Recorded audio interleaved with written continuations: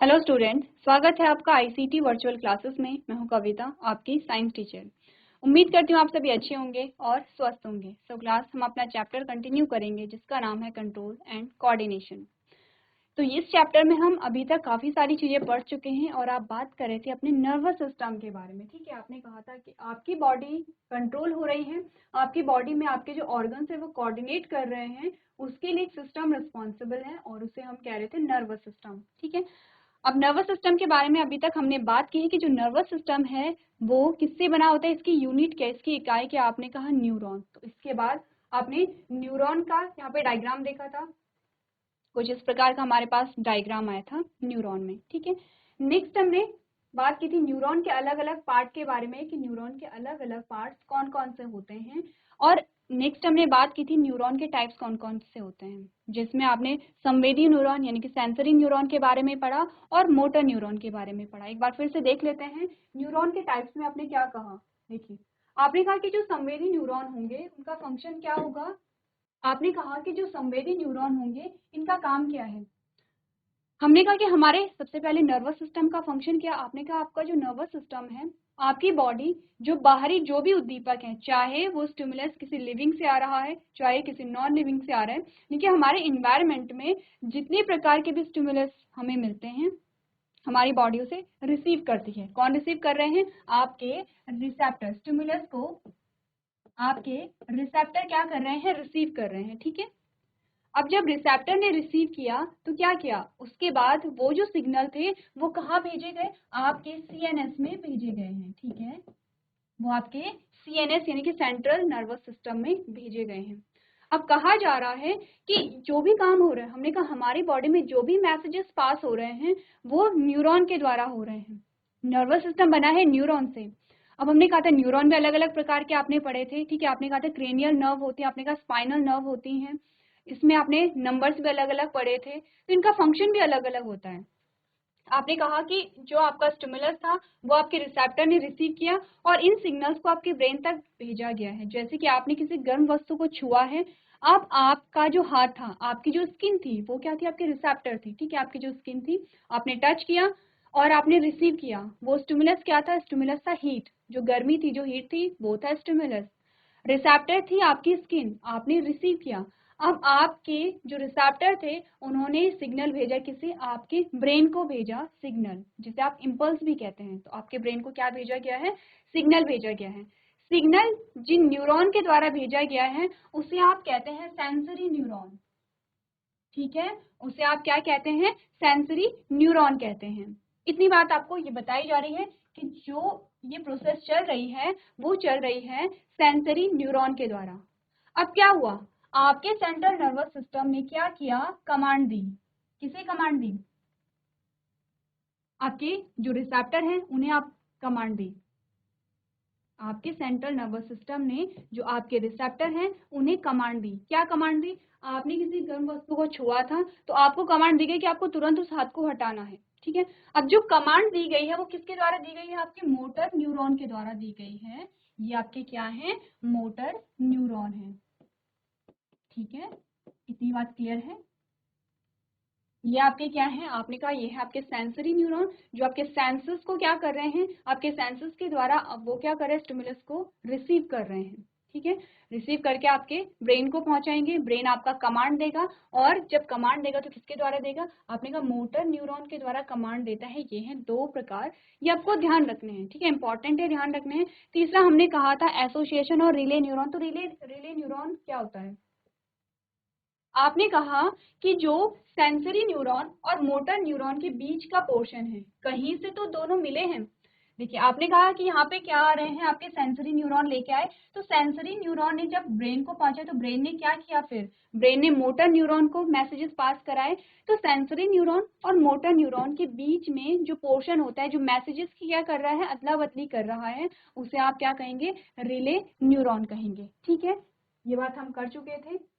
अब आपको सीक्वेंस यहाँ पर बताया जा रहा है कि किस प्रकार से यहाँ पे क्या है, जो इम्पल्स हैं। इम्पल्स होते क्या हैं वैसे?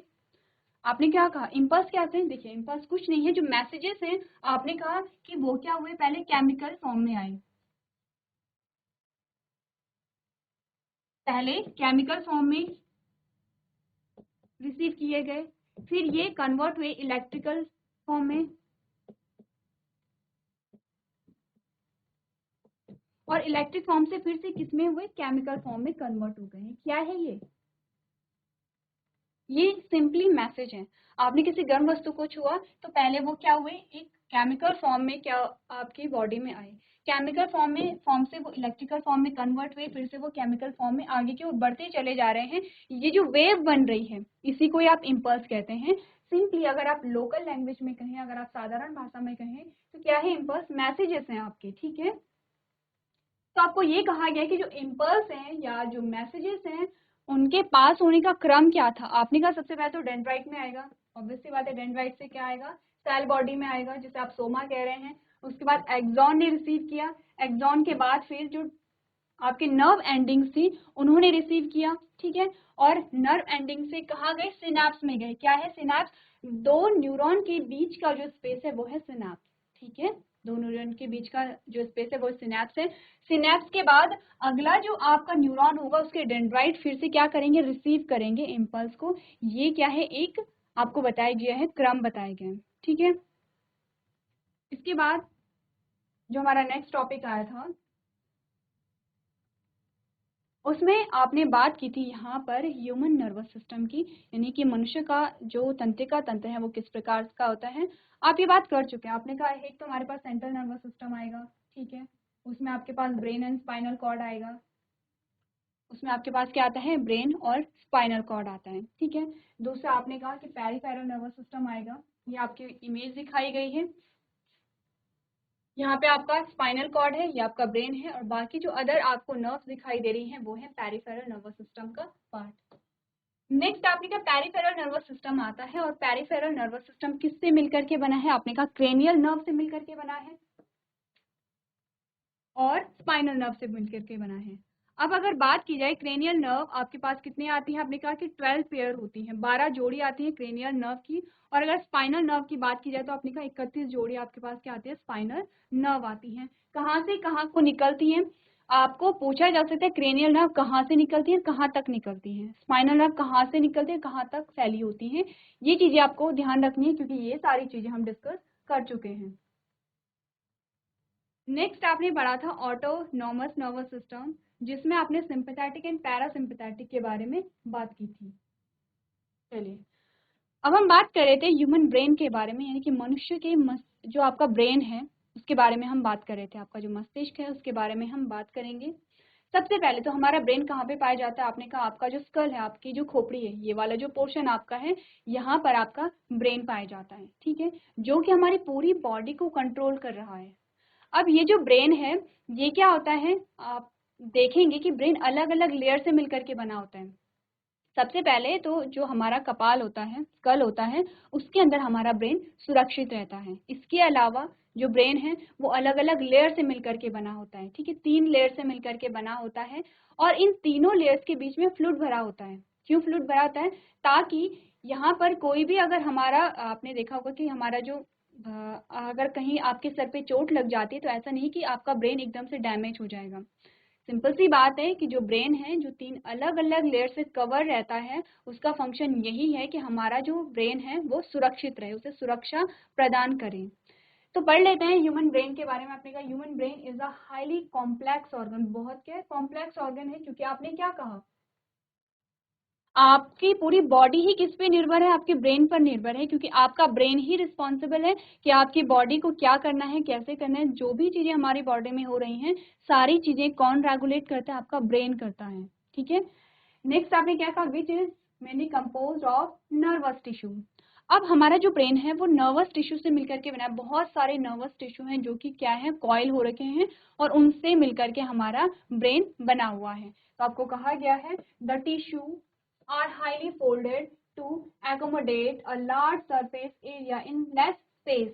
कहा जा रहा है कि बहुत सारे नर्वस टिश्यू कॉइल हो रखे हैं और एक जगह में, एक छोटी सी जगह में अरेंज हैं, ठीक है, बहुत सारे नर्वस टिश्यू कॉइल होकर के एक छोटी सी जगह में क्या है, अरेंज वहां पर हो रखे हैं। नेक्स्ट आपने पढ़ा the brain is covered by a 3 layer system of membrane. Important है, स्टार कर लीजिए। आपको कहा गया है कि जो आपका ब्रेन है वो 3 मेम्ब्रेन से कवर्ड होता है, 3 लेयर यहाँ पर पाई जा रही हैं। अब इन मेम्ब्रेन को क्या कहते हैं? आपने कहा these membranes are called meninges, ठीक है, इन्हें आप क्या कहते हैं? मैनिंग्स कहते हैं, ठीक है। अब आप ध्यान रखेंगे जब भी मैनिंग्स का नाम आएगा आपको इतना ध्यान रखना है कि ये वो लेयर हैं जो कि आपके ब्रेन को कवर करती हैं। कितना नंबर है? 3 नंबर है। 3 प्रकार के लेयर आपके ब्रेन को क्या करेंगे? कवर करेंगे, जिन्हें हम मैनिंग्स कह रहे हैं, ठीक है। इतनी बात क्लियर है आप सबको? नेक्स्ट आपने कहा cerebrospinal fluid filled between the Manning's. अब मैंने आपको क्या कहा था? मैंने कहा था आपका जो ब्रेन है वो कहाँ है? आपके कपाल में, आपकी खोपड़ी में है, ठीक है। यानी आपका जो स्कल होता है, स्कल के अंदर है, स्कल के अंदर है, लेकिन आपका ब्रेन 3 अलग अलग लेयर से, 3 अलग अलग मेम्ब्रेन से क्या होता है? कवर होता है, ठीक है। उन्हें हम क्या कह रहे हैं? मैनिंग्स कह रहे हैं। अब हमने कहा इन तीनों लेयर के बीच में क्या होता है? एक तरल पदार्थ होता है, फ्लूइड होता है। क्या कहते हैं उस फ्लूइड को? आपने कहा सेरिब्रोस्पाइनल फ्लूइड। क्या कहेंगे? सेरिब्रोस्पाइनल फ्लूइड, जिसे आप CSF के नाम से जानते हैं, ठीक है। कंफ्यूज नहीं करेंगे। आपने कहा CSF के नाम से आप जानते हैं। CSF का मतलब क्या होता है? C से है आपका सेरिब्रोस्पाइनल, यहाँ पे आपका S आ गया है और ये आपका F आ गया है। तो आपने क्या कहा कि ये जो लेयर हैं जो कि हमारे मस्तिष्क को कवर कर रही हैं वो 3 प्रकार की होती हैं, और इन तीनों लेयर्स के बीच में क्या भरा होगा? फ्लूइड भरा होगा। ऐसा नहीं है कि 3 लेयर हैं और आपस में चिपकी हैं, ऐसा नहीं होगा। इनके बीच में क्या है? फ्लूइड भरा हुआ है, ठीक है। क्या कह रहे हैं इस फ्लूइड को? आपने कहा CSF कह रहे हैं। क्या फुल फॉर्म होती है CSF की? आपने कि सेरिब्रोस्पाइनल फ्लूइड हम इसे कहते हैं, ठीक है। तो आपने क्या कहा? The CSF provide a question the brain against a mechanical shock. आपका जो ब्रेन है वो मैकेनिकल शॉक से बचा रहे, इसके लिए होता है यहाँ पर CSF, ठीक है। कोई भी मैकेनिकल शॉक हो वो हमारे ब्रेन तक ना पहुंचे, उसके लिए यहाँ पे क्या होता है? CSF पाया जाता है, ठीक है। फर्दर मोर प्रोटेक्शन, और कुछ प्रोटेक्शन भी करता है। The human brain can be divided in 2-3 regions via fore brain, mid brain and hind brain. 3 part में आपके ब्रेन को डिवाइड किया गया है। चलिए, अभी तक हमने जो भी ब्रेन के बारे में पढ़ा है एक बार फिर से देख लेते हैं क्या क्या चीजें हमारे सामने आई हैं। आपने सबसे पहले कहा मानव मस्तिष्क एक अत्यधिक जटिल अंग है। कैसा है? जटिल अंग है, ठीक है। अब आपको करना क्या है? साथ साथ में आप ये जो डायग्राम है ये भी बनाते रहेंगे। आपके पास यहाँ पर क्या आया है? ब्रेन का डायग्राम आया है। कौन कौन से पार्ट अभी आपको लिखने हैं मैं आपको बताऊंगी, ठीक है। सबसे पहले आपको डायग्राम इस प्रकार से बना लेना है। उससे पहले देख लेते हैं हमें क्या क्या चीजें बताई गई हैं। आपने कहा आपका जो मस्तिष्क है वो बहुत ज्यादा जटिल है, ठीक है। जो मुख्य रूप से तंत्रिका ऊतक से बना होता है। किससे बना है ये? तंत्रिका ऊतक से बना है, नर्वस टिश्यू से मिलकर के बना होता है। कम जगह में बड़े सतह क्षेत्र को समायोजित करने के लिए ऊतकों को अत्यधिक मोड़ा जाता है। सिंपल सी बात ये बताई गई है कि आपके मस्तिष्क में बहुत सारे नर्वस टिश्यू होते हैं, लेकिन वो बहुत ज्यादा क्या होते हैं? कॉइल होते हैं, बहुत ज्यादा कॉम्पैक्टली अरेंज होते हैं, ताकि कम जगह पे बहुत ज्यादा नर्वस टिश्यू फिट हो जाए। कुछ ऐसा आपको बताया गया है। मस्तिष्क झिल्लियों की 3 परत प्रणाली से ढका होता है। क्या होता है? जो आपका मस्तिष्क है वो 3 परतों से ढका होता है, और क्या कहते हैं? जिन्हें आप कहते हैं मैनिंग्स, ठीक है, जिसे आप क्या कहते हैं? मैनिंग्स कहते हैं। अब कह रहे हैं कि मैनिंग्स के बीच में मस्तिष्क मेरु द्रव भरा होता है। कौन सा लिक्विड भरा है? मस्तिष्क मेरु द्रव भरा होता है, ठीक है। इतनी बात क्लियर है? जिसे आपने क्या कहा? CSF भी कह रहे थे। तो CSF का काम क्या होता है? समझ रहे हैं आप लोग CSF क्या है, या मस्तिष्क मेरु द्रव किसे कहते हैं? ये आपको समझ आ रहा है? आपने कहा आपका जो मस्तिष्क है वो 3 प्रकार के लेयर से, 3 प्रकार के आवरण से कवर है, लेकिन इन आवरण के बीच में क्या है? एक तरल भरा हुआ है जिसे आप CSF कह रहे हैं, ठीक है, या मस्तिष्क मेरु द्रव कह रहे हैं। अब CSF या मस्तिष्क मेरु द्रव का काम आपको बताया जा रहा है। CSF प्रदाता मस्तिष्क को यांत्रिक झटकों से बचाता है, ठीक है। कोई भी जो यांत्रिक झटका है उससे बचाएगा, प्लस क्या करेगा? इसके अलावा सुरक्षा प्रदान करता है। ये तो बात थी कि जो मस्तिष्क है वो उनकी लेयर्स के बारे में बात की जा रही थी। अब बात करते हैं कि मस्तिष्क के कितने प्रकार है। आपने कहा मानव मस्तिष्क को 3 क्षेत्रों में विभाजित किया जा सकता है। 3 प्रकार होते हैं, 3 भाग होते हैं मस्तिष्क के। प्रकार नहीं कहेंगे, 3 भाग कहेंगे, ठीक है। कौन कौन से भाग होते हैं? आपने कहा अग्र मस्तिष्क है, ठीक है, आपने कहा मध्य मस्तिष्क है, और आपने कहा पश्च मस्तिष्क है। यानी कि for brain, mid brain and hind brain, 3 प्रकार आते हैं, 3 भाग आते हैं हमारे पास इसके ब्रेन के। कौन कौन से वो 3 भाग हैं? आपने कहा फोर ब्रेन, ये जो आपको पूरा दिखाई दे रहा है ये आपका क्या है? फोर ब्रेन है, ठीक है। ये आपको जो आपको अखरोट जैसा स्ट्रक्चर दिखाई दे रहा है इसे आप कहते हैं फोर ब्रेन या अग्र मस्तिष्क कहते हैं, ठीक है। फिर आपका आता है मिड ब्रेन, तो ये वाला जो पोर्शन आपका है, आप देखेंगे ये वाला जो पोर्शन आपका है ये आता है मिड ब्रेन का, आपका छोटा पोर्शन है मिड ब्रेन का। तीसरा आता है हिंड ब्रेन, ये वाला जो पोर्शन आपको नीचे की ओर दिखाई दे रहा है ये आपका आता है हिंड ब्रेन का, ठीक है, यानी कि पश्चिम मस्तिष्क का। 3 भाग आपके पास यहाँ पर आते हैं। तो सबसे पहले क्या करना है आपको, ये जो इमेज यहाँ पर बनाई गई है सबसे पहले सिर्फ 3 नाम लिखिए, इस प्रकार से डायग्राम बनाइए, ये जो अंदर के जो स्ट्रक्चर है वो बनाइए, 3 नाम आपने लिखने हैं। फोर ब्रेन है, ये वाला जो पोर्शन है फोर ब्रेन है, ये वाला पोर्शन है मिड ब्रेन है, और ये वाला जो पोर्शन है वो हिंड ब्रेन है। इसके अंदर आपको क्या क्या चीजें लिखनी है मैं आगे चल के हम बात करेंगे इनके बारे में, और देखेंगे कि किस भाग का क्या काम होता है। तो सबसे पहले ये इमेज आप सब लोग नोट कीजिए, जीआईसी धारचूला आप लोग भी नोट कीजिए। चलिए अब बात करें, आपने 3 प्रकार देख लिए हैं, अब बात करें कि किस पार्ट का क्या फंक्शन होता है। देखिए अब 3 आपके पास प्रकार आ गए हैं किसके? ब्रेन के, ठीक है। देखते हैं किस भाग में क्या आता है, क्योंकि आपको और भी नाम दिखाई दे रहे हैं, जैसे कि आपने क्या सेरिब्रम आपको दिखाई दे रहा है, हाइपोथैलेमस आपको दिखाई दे रहा है, और थैलेमस आपको दिखाई दे रहे हैं। ये 3 भाग होते हैं फोर ब्रेन के, यानी कि अग्र मस्तिष्क के आपके पास 3 भाग आते हैं। नोट करते रहिए आप लोग साथ में। आपके पास हम क्या करेंगे, F1, F2 और F3। क्या है ये F1, F2, F3? F1 का मतलब होता है 1, 2, 3, किसके पार्ट है? फोर ब्रेन के पार्ट है। तो आपने कहा फोर ब्रेन का पहला पार्ट सेरिब्रम है, फोर ब्रेन का दूसरा पार्ट हाइपोथैलेमस है, और फोर ब्रेन का तीसरा पार्ट क्या है? थैलेमस है। नोट कीजिए, आपने क्या करना है, आपने इस प्रकार से लिखा, आपका ब्रेन है ये। फिर आपने कहा हमारे ब्रेन के कितने भाग हैं, आपने कहा 3 भाग हैं। सबसे पहले आपने कहा फोर ब्रेन है या अग्र मस्तिष्क लिखिए, पहला आपके पास आ गया है। दूसरा आपने कहा मध्य मस्तिष्क है या मिड ब्रेन लिखिए, आपने कहा मिड ब्रेन है, यह है फोर ब्रेन यानी कि अग्र मस्तिष्क, यह है मिड ब्रेन यानी कि मध्य मस्तिष्क, और तीसरा आपके पास आता है हिंड ब्रेन या पश्चिम मस्तिष्क। तीसरा क्या आता है? हिंड ब्रेन है या पश्चिम मस्तिष्क है, इसी प्रकार से आप लिखेंगे, ठीक है। अब हम फोर ब्रेन के बारे में पढ़ रहे हैं, तो नीचे यहाँ पे स्पेस नहीं है, आप नीचे करेंगे, ठीक है। आपने नीचे इस प्रकार से करना है जैसे कि आप करते हैं नीचे, और 3 आपके ने इसके भाग बनाने हैं, जैसे कि मैं यहाँ पे बना रही हूँ, 3 भाग आपने बना दिए, ठीक है। आप नीचे की ओर बनाएंगे। आपने कहा क्या आ गया है? सेरिब्रम आ गया है। आपने कहा क्या आ गया है? हाइपोथैलेमस आ गया है, या हाइपोथैलेमस इस प्रकार से है, और नीचे आपके पास क्या आ गया है? थैलेमस आ गया है, ठीक है। इतनी बात क्लियर है? समझ रहे हैं आप लोग कैसे करना है? समझ रहे हैं कैसे पार्ट्स लिखने हैं?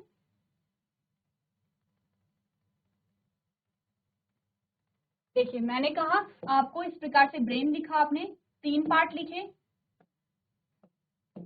Four brain, mid brain, hind brain,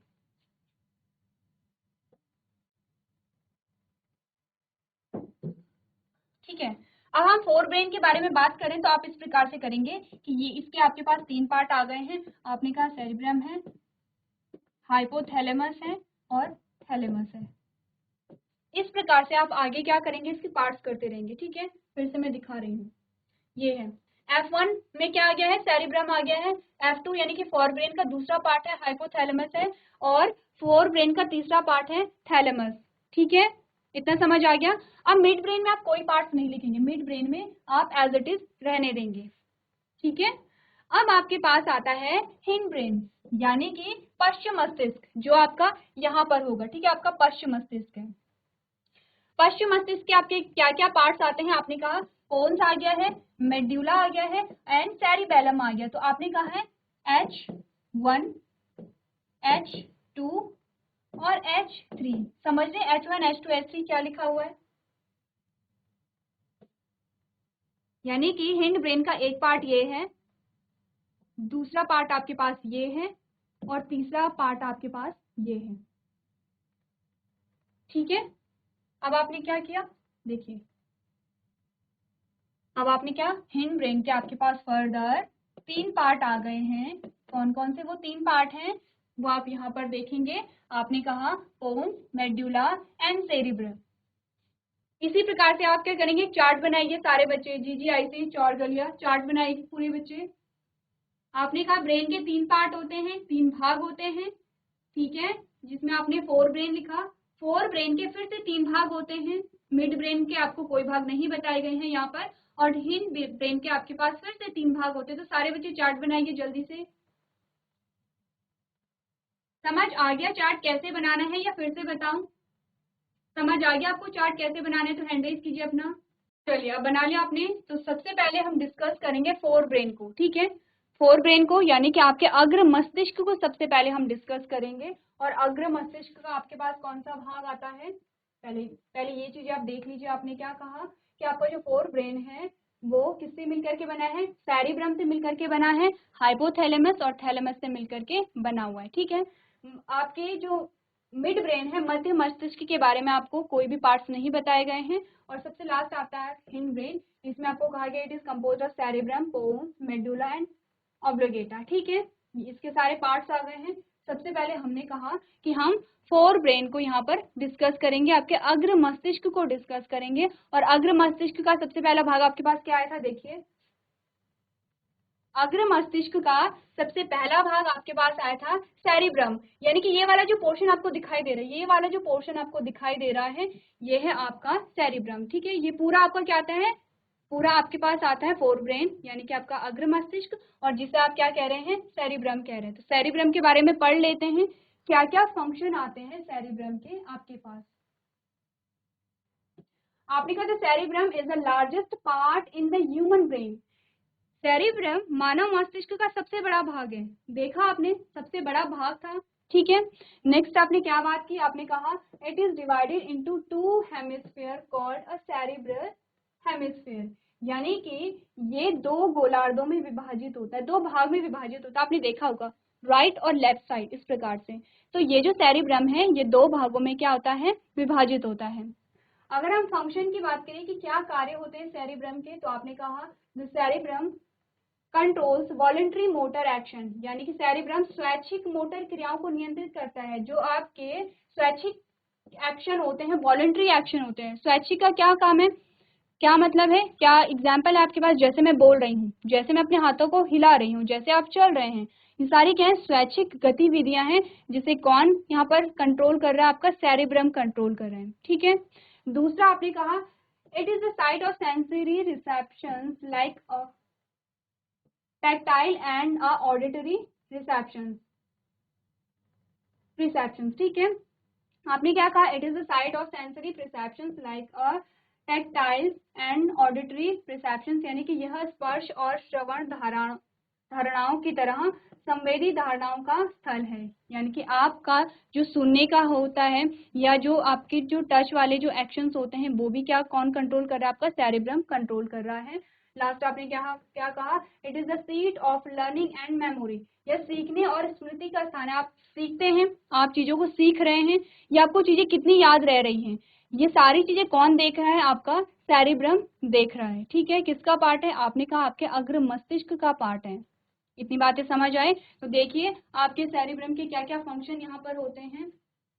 चलिए आप लोगों ने नोट कर लिए, GGIC चौरगलिया नोट कर लिया आप लोगों ने, सेरिब्रम के क्या क्या फंक्शन होते हैं।